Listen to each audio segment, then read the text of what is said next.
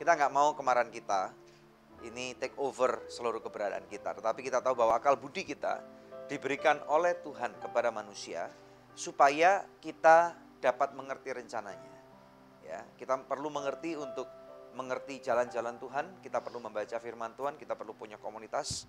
Dan kalau kita membaca firman Tuhan, maka firman Tuhan hari ini bisa berbicara sesuatu kepada saudara.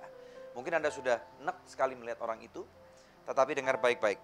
Ada satu cerita nih ya, di dalam Alkitab ada suatu cerita, di Matius 18 ayat 21, Petrus datang kepada Tuhan Yesus, dia bertanya gini, Tuhan, berapa kali nih aku harus ngampuni orang ini nih? Orang ini udah buat aku enek nih Tuhan, ya. Dan aku udah ampuni orang itu, sudah bersalah kepada aku 7 kali nih Tuhan. Sudah 7 kali, udah nggak bisa lagi nih Tuhan. Nah, Yesus menjawab, dia berkata gini, bukan, aku nggak berkata kepadamu 7 kali, tapi 7 kali 70 kali. Nah, Petrus langsung pingsan nih saudara ya. Nah, dalam kehidupan kita perlu mengerti nih, kenapa Petrus bertanya seperti itu. Saya percaya bahwa Tuhan mengerti jalan pikiran manusia. Dan ternyata pada waktu kita mengampuni, sesukar apapun juga, ternyata ada satu relief gitu ya. Ada satu relief dan Tuhan Yesus di pasal Matius 18 dan seterusnya ini menjabarkan. Ternyata orang yang tidak bisa mengampuni, ini ibaratnya orang yang diikat. Kalau Anda lihat ada foto orang diikat. Ya, diikat. Dan kemudian orang itu disuruh lari. Menuju ke satu destinasi di depan dia.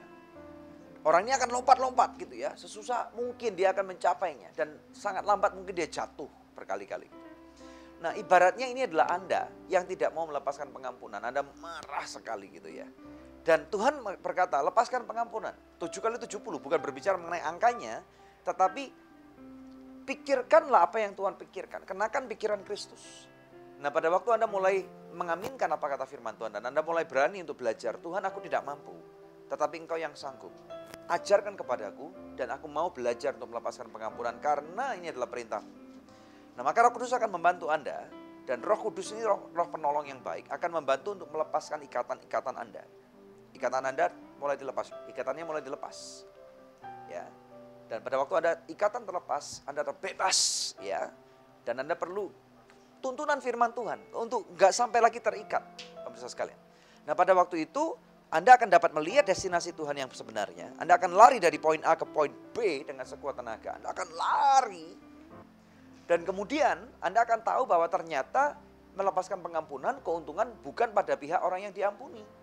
Tetapi ternyata pengampunan ini keuntungannya pada Anda, si pelaku pelepas pengampunan. Walaupun dalam hal ini misalnya Anda tidak bersalah. Jadi di sini kita dapat belajar hikmat yang luar biasa daripada Tuhan Yesus. Perlu kita manage konflik ini. Tetapi di akhir ujung daripada konflik ini, kita harus mau memiliki suatu batas akhir, yaitu lepaskan pengampunan. Sehingga Anda tidak lagi terjerat dengan masalah-masalah ini. Orang itu mungkin bisa lagi bermasalah dengan Anda, lepaskan lagi pengampunan. Bermasalah lagi, lepaskan pengampunan. Dan saya percaya, kasih karunia Tuhan tanpa batas. Sama seperti dia sudah terlebih dahulu memilih untuk mengampuni kita. Walaupun kita seringkali jatuh dalam dosa, dalam kubangan lumpur, jebakan-jebakan apapun juga yang dapat kita katakan. Tapi dia tetap mengampuni kita. Dan kasih karunia-Nya bersama dengan kita. Dan Tuhan mau kita menjadi pelaku firman Tuhan. Menyebarkan kebaikan Tuhan itu untuk mengampuni orang lain. Ya, apakah ini berbicara kepada Anda? Mari kita tutup dalam doa. Kalau Anda tahu Anda punya masalah dan hari ini Anda mau belajar untuk melepaskan pengampunan. Kita akan belajar untuk melepaskan pengampunan bersama-sama dan saya akan berdoa bagi Anda. Arahkan tangan Anda ke layar televisi. Mari kita berdoa. Bapa di dalam nama Tuhan Yesus Kristus, Engkau melihat setiap orang yang bermasalah, setiap orang yang mau belajar untuk melepaskan pengampunan. Tuhan, aku melepaskan kasih karunia-Mu, di mana anak-anak-Mu akan melepaskan pengampunan. Katakan bersama dengan saya, Tuhan Yesus, ampuni aku dulu. Tuhan, aku tidak sanggup untuk sendiri melepaskan pengampunan. Tetapi Tuhan, aku mau belajar, karena ini adalah perintah. Aku mau seperti Engkau. Dan aku mau mengampuni orang ini. Katakan orang yang Anda mau ampuni, pemirsa sekalian. Katakan, siapapun nama orang itu. Saya tidak tahu siapa orang itu, tapi Tuhan mendengar, Tuhan tahu. Dalam nama Yesus, lepaskan pengampunan. Katakan, Tuhan aku mengampuni orang ini. Aku mengampuni. Bantu aku Tuhan, untuk mengampuni orang ini.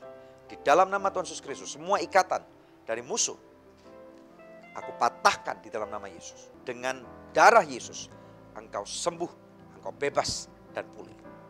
Yang percaya, diberkati Tuhan katakan. Amin. Haleluya. Amin. Haleluya. Ya pemirsa, satu tayangan yang luar biasa telah kita lalui bersama.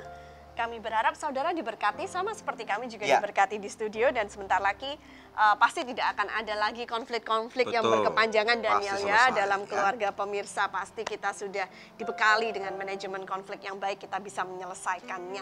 Nah pemirsa, tiba saatnya untuk kami pamit undur dari hadapan pemirsa sekalian, hanya untuk berjumpa kembali di pekan yang akan datang di hari, jam, dan stasiun televisi yang sama. Saya Debbie Katarina bersama dengan suami saya Daniel Hendrata. Jangan lupa untuk selalu cek di website kami www.anugerah.net, dan jangan lupa untuk subscribe di YouTube channel kami. Hai pemirsa, Anda diberkati dengan episode yang baru saja Anda saksikan. Jangan lupa subscribe di channel YouTube kami, oke? Karena masih ada begitu banyak episode Good News lainnya yang pasti akan memberkati kehidupan Anda.